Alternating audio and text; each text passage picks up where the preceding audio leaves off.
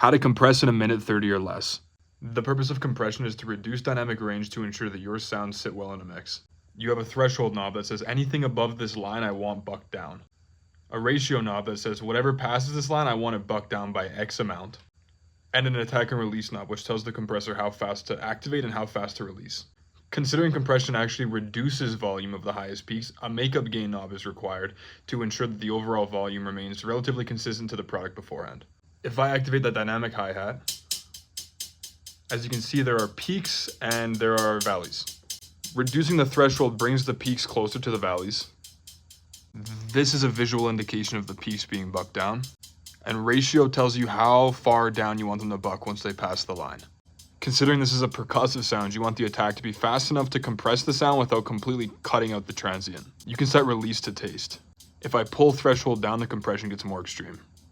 So I'll use makeup gain to make up for the loss of audio. Once I consolidate this waveform factoring in the compression, it becomes far easier to see that the consolidated version, which has the compression on it, has far less dynamic range between the highest and the lowest notes. While sometimes dynamic range is nice, this allows for an easier blend in the mix so that you don't have to worry about the consumer turning up and down their volume to make sure that they can hear your hi-hat on their stereo system. I recommend Pro C2 by FabFilter for beginners. If you found this helpful, please like and subscribe.